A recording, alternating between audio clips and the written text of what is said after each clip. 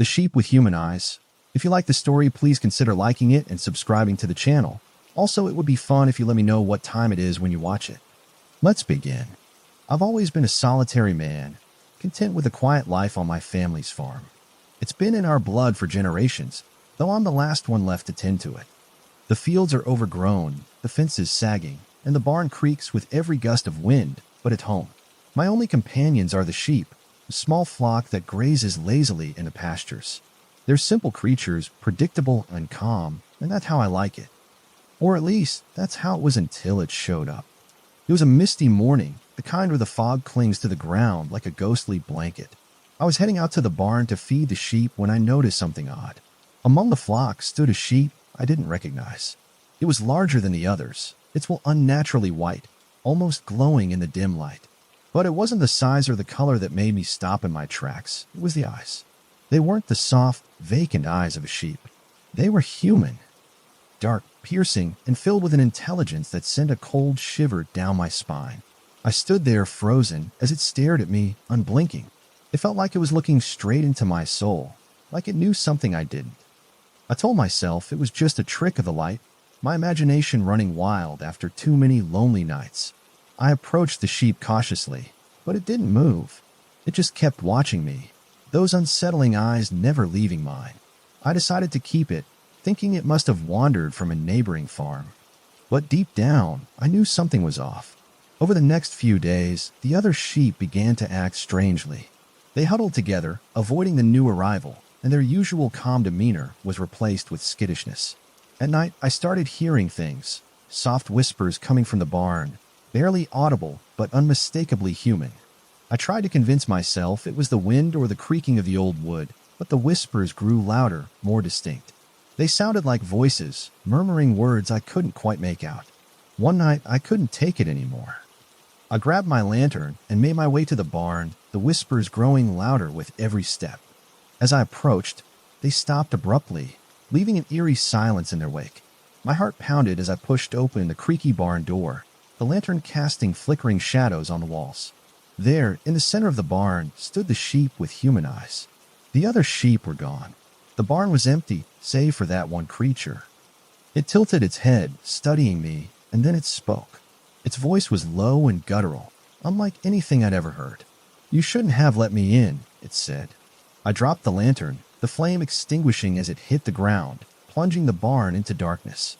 My breath came in ragged gasps as I fumbled for the lantern, my hands trembling. When I finally relit it, the sheep was gone. The barn was empty, silent, and I was alone. I stumbled back to the house, my mind racing. What had I brought onto my farm? And more importantly, what did it want? The days that followed the sheep's arrival were a blur of unease and paranoia. I tried to convince myself that what I had seen and heard in the barn was nothing more than a figment of my imagination, a product of exhaustion and isolation. But deep down, I knew better. The sheep with human eyes was real, and so were the whispers. They didn't stop after that night. If anything, they grew louder, more insistent.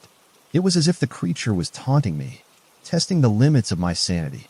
At first, the whispers were faint, barely audible over the rustling of the wind and the creaking of the old farmhouse. But soon, they became impossible to ignore. They seeped into every corner of my life, echoing in the halls, drifting through the fields, and even following me into my dreams. The voices were disjointed, a cacophony of murmurs and mutterings that I could never quite make out. Sometimes they sounded like they were right behind me, but when I turned, there was nothing there. Other times, they seemed to come from deep within the earth, rising up through the floorboards and into my bones. I tried to rationalize it.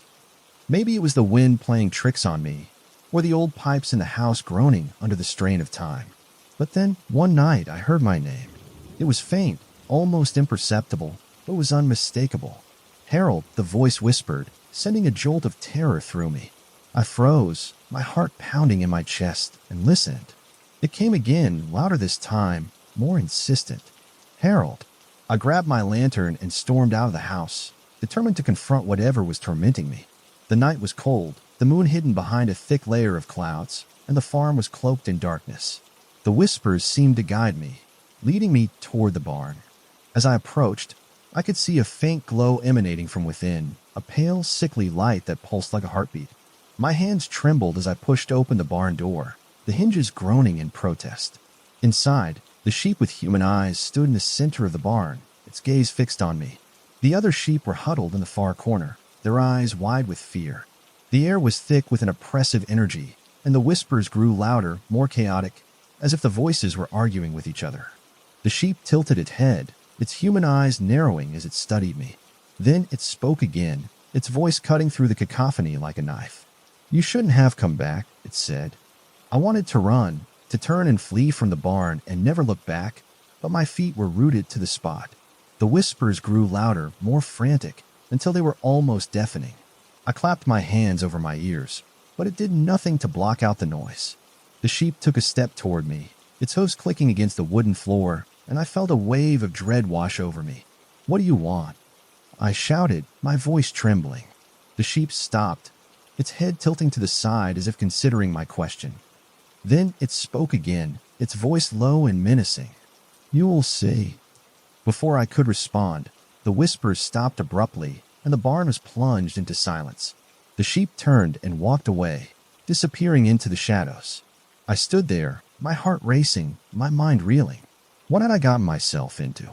And what did the sheep mean by "you'll see"? I spent the rest of the night in the house, too terrified to sleep. The whispers didn't return, but the silence was almost worse. It felt like the calm before the storm, a temporary reprieve before something far worse descended upon me. I knew I couldn't ignore what was happening any longer. I had to find out what the sheep was and why it had come to my farm. But deep down, I was afraid of the answers. The next morning, I woke up exhausted, my mind still reeling from the events of the night before. The whispers had stopped, but the silence felt heavy, oppressive, as if the farm itself was holding its breath. I knew I couldn't go on like this, living in fear of a creature I didn't understand. I needed answers, and there was only one place I could think to look: the old farmhouse attic. The attic had always been a place of mystery, even when I was a child. My parents had warned me never to go up there, and I had obeyed without question. But now, with the sheep's haunting presence looming over me, I felt compelled to uncover whatever secrets the attic held. I grabbed a flashlight and made my way up the creaky staircase, the air growing colder with each step. The attic was exactly as I remembered it, dusty, cluttered, and filled with the remnants of generations past. Old furniture, broken tools, and boxes of forgotten belongings were piled haphazardly, creating a labyrinth of memories.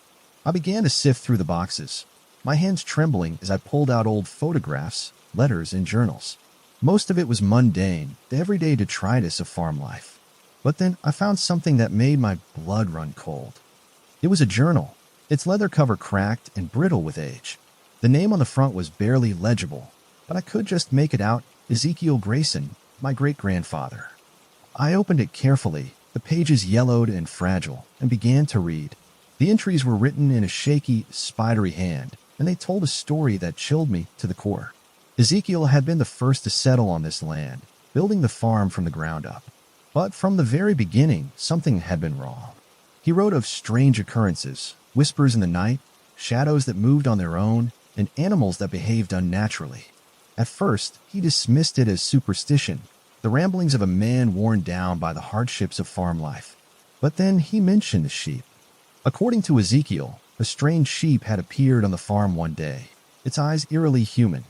At first, he thought it was a stray, but it soon became clear that the creature was no ordinary animal. It seemed to watch him, its gaze filled with an intelligence that defied explanation. The other animals avoided it, and the farm began to fall into disarray.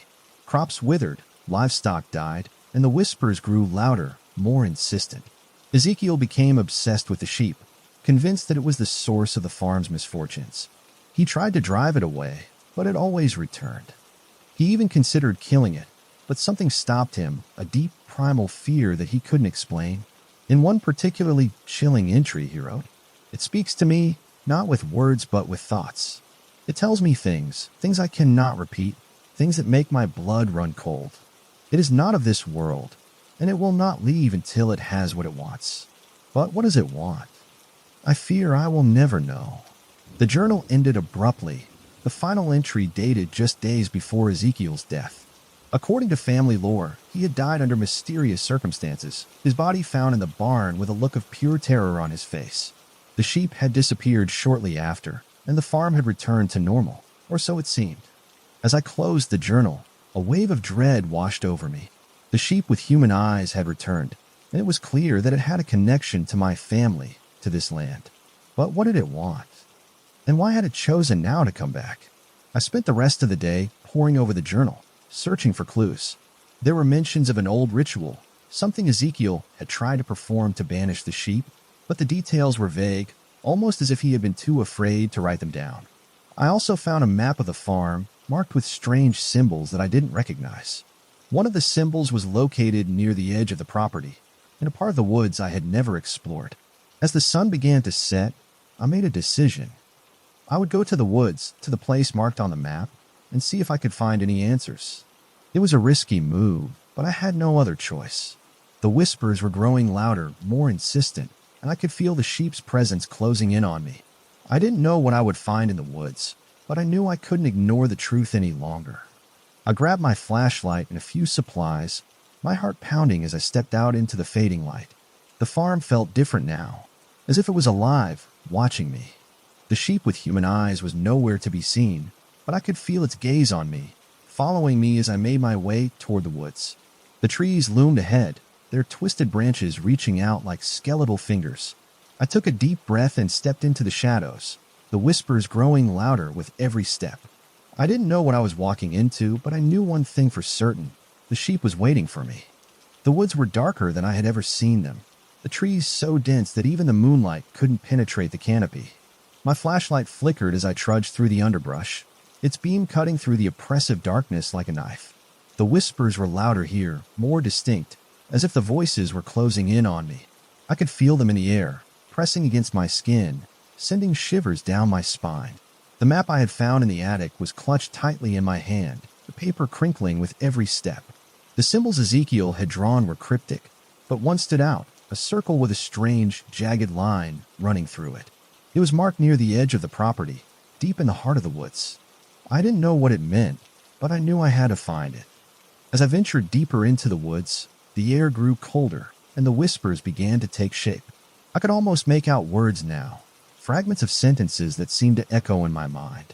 You shouldn't have come. It's too late. He's waiting. I tried to ignore them, focusing on a path ahead, but the voices were relentless. They seemed to come from all around me, from the trees, the ground, even the air itself. My heart pounded in my chest, and my breath came in ragged gasps as I pressed on. Finally, I reached a clearing. It was small, barely more than a patch of bare earth surrounded by towering trees.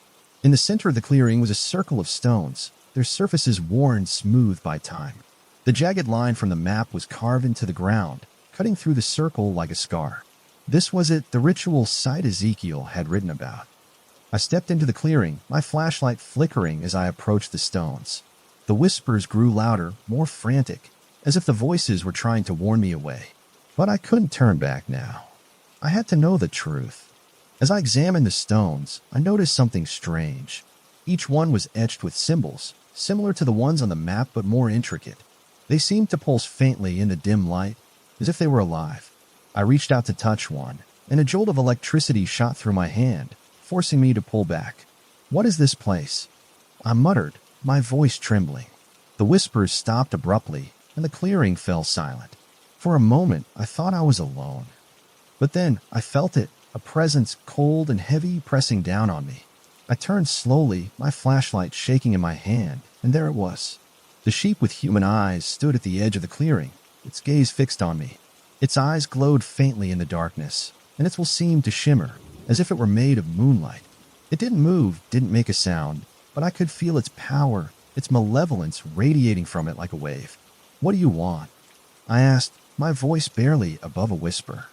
The sheep tilted its head, its eyes narrowing as if it were considering my question.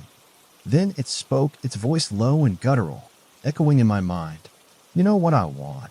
I shook my head, my heart pounding. I don't understand. What do you want from me? The sheep took a step forward, its hooves clicking against the ground. The whispers returned, louder now, more insistent. The ritual, completed, set me free. I looked down at the circle of stones, the symbols pulsing faintly in the dim light. Ezekiel's journal had mentioned a ritual, but the details were vague. I didn't know what to do, but I knew I had no choice. The sheep was watching me, waiting, and I could feel its impatience, its hunger. I knelt in the center of the circle, my hands trembling as I placed them on the ground. The symbols began to glow brighter, their light spreading through the clearing like wildfire. The whispers grew louder, more chaotic, until they were almost deafening. And then, everything went silent. The sheep stepped into the clearing, its eyes glowing brighter than ever. It stopped just outside the circle, its gaze fixed on me. "You have the power," it said, its voice echoing in my mind. "Complete the ritual, and I will leave you in peace." I didn't know what to do, but I knew I had to try. I closed my eyes, focusing on the symbols, on the power that seemed to flow through them. The whispers returned, but this time, they were different, softer, more melodic, as if they were guiding me. I began to chant, the words coming to me as if from a distant memory. The symbols glowed brighter, their light enveloping me, and I could feel the power building, growing stronger with every word. The sheep watched me, its eyes filled with a strange, almost sad expression. "You shouldn't have come," it said again, its voice barely a whisper. And then the light exploded, blinding me, and everything went black. When I opened my eyes, I was no longer in the clearing. The woods were gone, replaced by an endless expanse of darkness. It wasn't the kind of darkness you could navigate with a flashlight. It was absolute, suffocating, as if the very concept of light had been erased. I tried to move, but my body felt heavy, like I was trapped in molasses. Panic surged through me as I realized I couldn't breathe, couldn't scream, couldn't even feel the ground beneath me. And then I saw it. A faint glow appeared in the distance, growing brighter as it approached. It was the sheep, its luminous wool cutting through the darkness like a beacon. Its human eyes glowed with an otherworldly light, and as it drew closer, I could feel its presence pressing down on me, filling the void with its malevolence. "You shouldn't have come," it said again, its voice echoing in my mind. "But now that you're here, you'll see." I wanted to ask what it meant, but I couldn't speak. My voice was gone, swallowed by the darkness. The sheep stopped just in front of me, its eyes boring into mine. "This is where it began," it said, its voice low and guttural. "This is where he trapped me." Images began to flood my mind, vivid and chaotic, like fragments of a nightmare. I saw Ezekiel, my great-grandfather, standing in the clearing, his face pale and drawn. He was chanting, his voice trembling as he performed the ritual. The sheep was there, its eyes filled with rage and despair as it struggled against an invisible force. "He bound me to this land," the sheep's voice continued, echoing in my mind. "He thought he could control me, use me for his own gain. But he was wrong." The images shifted, showing Ezekiel's descent into madness. He had tried to harness the sheep's power, but it had consumed him, driving him to the brink of insanity. In the end, he had died alone, his body found in the barn, his face frozen in a mask of terror. "And now you've awakened me," the sheep said, its voice filled with a strange, almost sadistic glee. "You've completed the ritual, and now I am free." I tried to protest, to tell it that I hadn't meant to, that I didn't understand what I was doing. But the words wouldn't come. The sheep tilted its head, its eyes narrowing as it studied me. "You're afraid," it said, its voice almost mocking. "You should be. But don't worry, I won't harm you." Not yet. The darkness began to recede, the void shrinking until it was just a pinprick of light. I felt myself falling, the ground rushing up to meet me, and then I woke up. I was back in the clearing, the circle of stone still glowing faintly in the dim light. The sheep was gone, but I could still feel its presence, lingering in the air like a bad smell. My body ached, and my head felt heavy, as if I had been drained of all my energy. I stumbled to my feet, my legs trembling as I tried to make sense of what had just happened. The ritual had worked, or at least it had done something. The sheep was free, and I had no idea what that meant for me, for the farm, for everything. As I made my way back to the house, the whispers returned, softer now, almost soothing, but I knew better than to trust them. The sheep had shown me its power, its rage, and I knew it wasn't done with me yet. When I reached the farmhouse, I collapsed onto the porch, my body too exhausted to go any further. The night was quiet, the whispers gone, but I could still feel the sheep's presence, watching me, waiting. I didn't know what to do. I had unleashed something ancient, something powerful, and I had no idea how to stop it. But one thing was clear, The sheep with human eyes wasn't just a creature, it was a force of nature, and it had been waiting for this moment for a long, long time. The days that followed the ritual were a blur of unease and dread. The farm, once a place of quiet solitude, now felt alive in the worst possible way. It was as if the land itself had awakened, its energy shifting from dormant to malevolent. The air was heavier, the shadows darker, and the whispers, though softer now, never truly went away. They lingered at the edges of my hearing, a constant reminder that the sheep was still out there, watching, waiting. The first sign that something was truly wrong came the morning after the ritual. I woke up to find the fields covered in a thick, unnatural fog. It wasn't the kind of fog that rolls in on a cold morning. It was dense and oily, clinging to the ground like a living thing. The sheep were huddled together in the barn, their eyes wide with fear, and they refused to go out into the fields. I tried to coax them, but they wouldn't budge. It was as if they knew something I didn't. As the days passed, the farm began to change in ways I couldn't explain. The crops, once healthy and vibrant, withered overnight, their leaves turning black and brittle. The trees around the property seemed to twist and contort, their branches reaching out like gnarled fingers. Even the animals behaved strangely. The chickens stopped laying eggs, the cows refused to graze, and the dogs, loyal as they were, wouldn't leave the house. But the most unsettling change was the barn. It had always been an old, creaky structure, but now it felt different. The wood seemed darker, almost blackened, and the air inside was thick with a strange, metallic smell. The whispers were louder there, more distinct, and I could feel the sheep's presence every time I stepped inside. It was as if the barn had become a conduit for its power, a gateway between this world and whatever realm it had come from. I tried to avoid the barn as much as possible, but I couldn't stay away entirely. The sheep needed to be fed, and despite my fear, I couldn't bring myself to neglect it. Every time I entered the barn, I felt its eyes on me, watching, judging. It never spoke again, but I could feel its thoughts, its intentions pressing against my mind like a weight. One night, as I lay in bed, unable to sleep, I heard a noise coming from the barn. It wasn't the usual creaking or the whispers. It was something else, something far more unsettling. It sounded like laughter, low and guttural, echoing through the night. My heart raced as I grabbed my flashlight and made my way to the barn, my hands trembling with fear. When I pushed open the door, the laughter stopped and the barn fell silent. The sheep was standing in the center of the room, its eyes glowing faintly in the darkness. It tilted its head as if amused by my fear, and then it spoke. "You're beginning to understand," it said, its voice echoing in my mind. "This land is mine now. It always has been." I wanted to argue, to tell it that the farm belonged to me, to my family, but the words caught in my throat. The sheep's gaze was too intense, its presence too overwhelming. I could feel its power, its control, seeping into the very fabric of the farm. "What do you want from me?" I asked, my voice barely above a whisper. The sheep didn't respond. It simply stared at me, its eyes filled with a strange, almost pitying expression. Then it turned and walked away, disappearing into the shadows. I stumbled back to the house, my mind racing. The farm was changing, and I didn't know how to stop it. The sheep's power was growing, and I could feel it spreading, infecting every corner of the property. I didn't know what it wanted, but I knew one thing for certain. If I didn't find a way to stop it, the farm, and everything I had ever known, would be lost. The farm's transformation was accelerating, and I felt like I was running out of time. The fields were barren, the animals were restless, and the whispers had grown louder, more insistent. I knew I had to do something, but I didn't know where to start. That's when I remembered the journal. Ezekiel's journal had been my only source of information so far, but I'd only skimmed through it. Maybe there was something I had missed, some clue that could help me understand what was happening and how to stop it.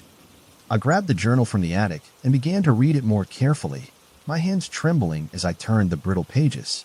The entries were fragmented, written in a hurried, almost frantic hand, but they painted a clearer picture of what had happened all those years ago. Ezekiel had indeed performed a ritual to bind the sheep to the land, but it wasn't out of malice or greed. It was out of fear. According to the journal, the sheep wasn't just a creature. It was a manifestation of something far older, far more dangerous. Ezekiel had called it a harbinger, a being that existed between worlds, feeding on fear and despair. The ritual he had performed was meant to contain it, to keep it from spreading its influence beyond the farm. But it had come at a cost. The journal described how the ritual had drained Ezekiel, both physically and mentally, leaving him a shell of his former self. In the final entries, his handwriting became almost illegible, the words scrawled across the page in a desperate attempt to document what he had done. "I have bound it to this land," he wrote, "but I fear it is not enough. It fights me every day, every night. It whispers to me, tells me things I cannot repeat. I do not know how long I can hold it." The last entry was dated just days before his death. It was short, barely a sentence, but it sent a chill down my spine. "It is growing stronger. I can feel it. God help us all." I closed the journal, my mind racing. Ezekiel had tried to contain the sheep, but he had failed. Now it was free, and it was growing stronger by the day. I needed to find a way to stop it, but I didn't know how. As I sat there, staring at the journal, something fell out from between the pages, a small folded piece of paper. I unfolded it carefully, my hands trembling, and found a diagram. It was a symbol similar to the ones etched into the stones at the ritual site, but more intricate. Beneath it was a note written in Ezekiel's hand. "The key to undoing what I have done lies in the heart of the farm. Find the stone, and you may yet have a chance." The stone? I had no idea what it meant, but it was the only clue I had. I grabbed my flashlight and headed outside, the journal clutched tightly in my hand. The farm was eerily quiet, the usual sounds of the night replaced by an oppressive silence. The whispers were gone, but I could feel the sheep's presence, watching me from the shadows. I made my way to the barn, the diagram in hand. If there was a stone hidden somewhere on the farm, it made sense that it would be here. The barn had always been the epicenter of the sheep's power, and if Ezekiel had hidden something, this was the most likely place. I searched the barn from top to bottom, my flashlight cutting through the darkness as I examined every inch of the structure. It wasn't until I reached the far corner that I found something, a loose floorboard. My heart raced as I pried it up, revealing a small, hidden compartment. Inside was a stone smooth and cold to the touch, with the same symbol from the diagram etched into its surface.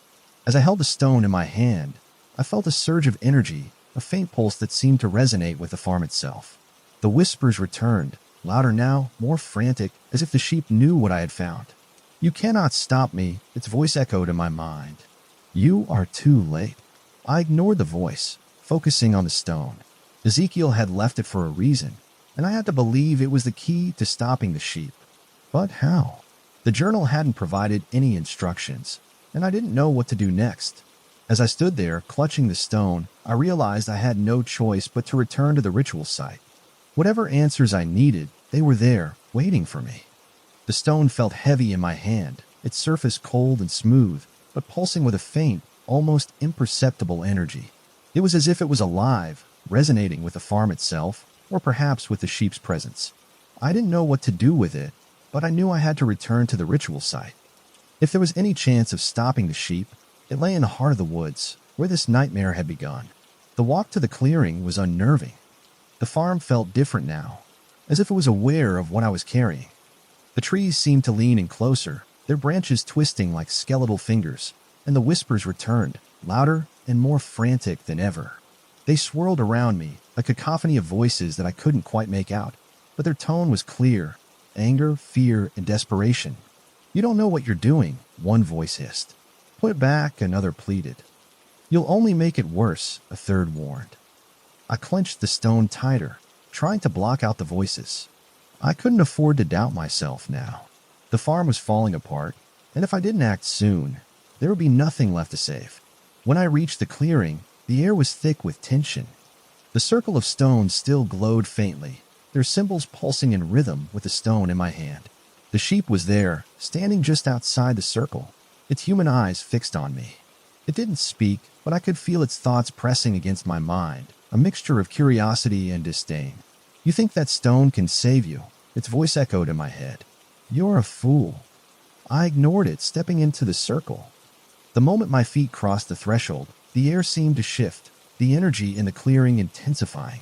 The stone in my hand grew warmer, its pulse stronger, and I felt a strange connection to the symbols etched into the ground. I knelt in the center of the circle, placing the stone on the ground in front of me. The whispers grew louder, more chaotic, but I focused on the stone, on the energy radiating from it. I didn't know what I was doing, but I let instinct guide me. The symbols on the ground began to glow brighter, their light spreading outward until the entire clearing was bathed in a pale, otherworldly glow. The sheep took a step back, its eyes narrowing as it watched me. "You don't understand," it said, its voice tinged with something I hadn't heard before, fear. "You'll destroy us both." I didn't respond. I couldn't. The energy in the clearing was overwhelming, filling my mind with images and sensations I couldn't comprehend. I saw the farm as it had been generations ago, vibrant and alive. I saw Ezekiel, his face pale and drawn, performing the ritual that had bound the sheep to the land. And I saw the sheep itself, not as it was now, but as it had been, a shadowy, formless entity, writhing and twisting as it was forced into the shape of a sheep. The images shifted, showing me what would happen if I failed. The farm would be consumed, the land turned barren and lifeless. The sheep's power would spread, infecting everything it touched, until there was nothing left but darkness. I couldn't let that happen. I focused on the stone, on the symbols, and began to chant. The words came to me as if from a distant memory, their meaning unclear but their power undeniable. The light grew brighter, the energy in the clearing building to a crescendo. The sheep let out a low, guttural growl, its eyes glowing with rage. It stepped into the circle, its hooves clicking against the ground, but it couldn't reach me. The light formed a barrier, holding it back. "You don't know what you're doing," it screamed, its voice filled with desperation. "You'll destroy us both." I didn't stop. I couldn't. The energy was too strong, the ritual too far along. The light exploded, blinding me, and I felt myself being pulled into the void once more. The void was different this time. It wasn't just darkness. It was a swirling, chaotic expanse of shadows and light, a place where time and space seemed to fold in on themselves. I floated there, weightless and disoriented, my mind struggling to make sense of what I was seeing. The sheep was there too, its form shifting and twisting, no longer confined to the shape of a sheep. It was a shadowy, amorphous entity, its human eyes glowing with a cold, malevolent light. It circled me, its presence pressing down on me like a weight. "You shouldn't have come here," it said, its voice echoing in the void. "This is my domain, and you are not welcome." I tried to speak, but my voice was gone, swallowed by the void. The sheep tilted its head, its eyes narrowing as it studied me. "You think you can stop me?" it asked, its voice filled with disdain. "You are nothing but a pawn, a tool to be used and discarded." The images from the ritual site flooded my mind again, but this time they were clearer, more vivid. I saw Ezekiel, not as the desperate man from the journal, but as a younger, more determined figure. He had summoned a sheep, not out of fear, but out of greed. He had wanted its power, its knowledge, and he had been willing to do whatever it took to get it. But the sheep had tricked him. It had allowed itself to be bound to the land, but only so it could feed on the fear and despair of those who lived there. Ezekiel had thought he was in control, but he had been wrong. The sheep had been biding its time, waiting for the right moment to break free. And now it was using me to finish what it had started. "You see now, don't you?" the sheep said, its voice filled with a strange, almost pitying tone. "You were never meant to stop me. You were meant to set me free." I wanted to argue, to tell it that I wouldn't let it win, but the words wouldn't come. The sheep's presence was too overwhelming, its power too great. "But don't worry," it continued, its voice softening. "I won't destroy you. Not yet. You've served your purpose, and for that I am grateful." The void began to shift, the shadows and light swirling together until they formed a single blinding point. I felt myself being pulled toward it, the energy in the void building to a crescendo. And then everything went black. The void was different this time. It wasn't just darkness. It was a swirling, chaotic expanse of shadows and light, a place where time and space seemed to fold in on themselves. I floated there, weightless and disoriented, my mind struggling to make sense of what I was seeing.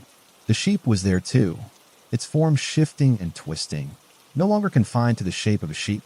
It was a shadowy, amorphous entity, its human eyes glowing with a cold, malevolent light. It circled me, its presence pressing down on me like a weight. "You shouldn't have come here," it said, its voice echoing in the void. "This is my domain, and you are not welcome." I tried to speak, but my voice was gone, swallowed by the void.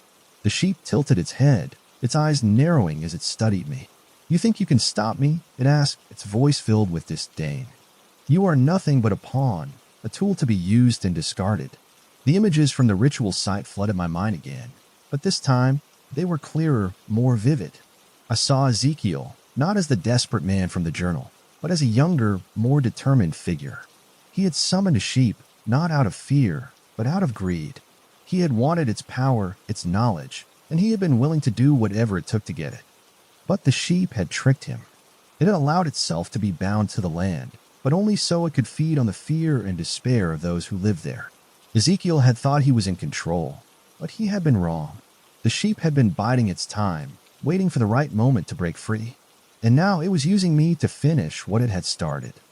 "You see now, don't you?" the sheep said, its voice filled with a strange, almost pitying tone. "You were never meant to stop me. You were meant to set me free." I wanted to argue, to tell it that I wouldn't let it win, but the words wouldn't come. The sheep's presence was too overwhelming, its power too great. "But don't worry," it continued, its voice softening. "I won't destroy you. Not yet. You've served your purpose, and for that I am grateful." The void began to shift, the shadows and light swirling together until they formed a single blinding point. I felt myself being pulled toward it, the energy in the void building to a crescendo. And then everything went black. When I opened my eyes, I was back in the clearing. The circle of stones was dark, their symbols no longer glowing, and the air was eerily still. The sheep was gone, but I could feel its presence lingering in the air, a faint, almost imperceptible energy that sent a chill down my spine. I didn't know how much time had passed, but the farm felt different. The fields were still barren, the trees still twisted, but there was a sense of calm, as if the storm had passed. The whispers were gone, replaced by a silence that was almost deafening. I stood there for a moment, trying to make sense of what had happened. The sheep had shown me the truth, but I didn't know what to do with it. I had been a pawn in its game, a tool to be used and discarded, but I couldn't let it end like this. I grabbed the stone from the ground, its surface cold and smooth, and made my way back to the farmhouse. The journal was still on the table, its pages open to the final entry. I read it again, my hands trembling as I traced the words with my finger. "It is growing stronger. I can feel it. God help us all." I didn't know if I could stop the sheep, but I had to try. I had the stone, the symbols, and the knowledge of what had happened. It wasn't much, but it was all I had. As I sat there, staring at the journal, I realized that the fight wasn't over. The sheep was still out there, waiting, watching, and I couldn't let it win. I had to find a way to banish it, to undo what Ezekiel had done, and to save the farm. But deep down, I knew it wouldn't be easy. The sheep was powerful, ancient, and it had been waiting for this moment for a long, long time. The farm was quiet, but the silence felt heavy, like the calm before a storm. I knew the sheep wasn't truly gone. It was out there, watching, waiting, biding its time. The stone in my hand pulsed faintly, a reminder of the power I now held. Or at least, the power I thought I could wield. I didn't have a plan, but I knew I couldn't let the sheep win. The farm, my family's legacy, was all I had left, and I wasn't going to let it fall to some ancient, malevolent force. I spent the next few days preparing. Ezekiel's journal became my guide, though its entries were cryptic and fragmented. I studied the symbols, the rituals, and the warnings. The stone was the key, but I didn't know how to use it. The journal mentioned a binding ritual, but the details were vague, almost as if Ezekiel had been too afraid to write them down. The whispers returned on the third night, soft at first, but growing louder with each passing hour. They weren't just in my head anymore. They were everywhere, echoing through the house, the barn, the fields. The sheep was taunting me, reminding me that it was still there, still waiting. "You can't win," its voice hissed, slithering into my mind. "You're just a man. I am eternal." I ignored it, focusing on the task at hand. I had to perform the binding ritual, but I didn't know how. The journal mentioned a sacrifice, but it didn't specify what that meant. I wasn't willing to harm anyone or anything, but I knew I had to give something up. The night of the ritual, I returned to the clearing. The circle of stones was dark, the symbols etched into the ground barely visible in the moonlight. I placed the stone in the center of the circle and began to chant, the words coming to me as if from a distant memory. The air grew colder, the whispers louder, and I could feel the sheep's presence closing in. It appeared at the edge of the clearing, its human eyes glowing with a cold, malevolent light.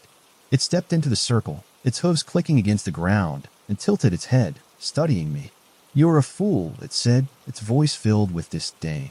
"You think you can bind me? You don't even know what you're doing." I didn't respond. I couldn't. The energy in the clearing was overwhelming, the stone pulsing with a light so bright it hurt my eyes. I focused on the symbols, on the words, and on the farm, my home, my family's legacy. The sheep stepped closer, its eyes narrowing. "You'll destroy yourself trying to stop me," it said. "Is that what you want?" I didn't know. All I knew was that I couldn't let it win. The light exploded, blinding me, and I felt myself being pulled into the void once more. This time it wasn't darkness. It was a swirling, chaotic expanse of light and shadow, a place where time and space seemed to fold in on themselves. The sheep was there, its form shifting and twisting, no longer confined to the shape of a sheep. It was a shadowy, amorphous entity, its human eyes glowing with rage. "You can't bind me," it screamed, its voice echoing in the void. "I am eternal." I didn't respond. I focused on the stone, on the symbols, and on the farm. I thought of Ezekiel, of the sacrifices he had made, and of the legacy he had left behind. I thought of the land, the fields, the barn, everything that had been a part of my life for as long as I could remember. And then I made my choice. I reached out, grasping the stone with both hands, and poured everything I had into it, my fear, my anger, my hope. The light grew brighter, the energy in the void building to a crescendo, and I felt myself being pulled apart, piece by piece. The sheep screamed, its form dissolving into the light, and then everything went black. When I woke up, I was back in the clearing. The circle of stones was dark, the symbols etched into the ground barely visible in the moonlight. The sheep was gone, its presence no longer lingering in the air. The farm was quiet, the whispers finally silent. I didn't know how much time had passed, but the farm felt different. The fields were still barren, the trees still twisted, but there was a sense of calm, as if the storm had finally passed. I stumbled back to the house, my body weak and my mind exhausted. The stone was gone, its power spent, but I didn't need it anymore. The sheep was gone, and the farm was safe. But as I sat there, staring out at the fields, I couldn't shake the feeling that it wasn't truly over. The sheep had been bound, but it wasn't destroyed. It was out there, somewhere, waiting for the right moment to return. And when it did, I would be ready.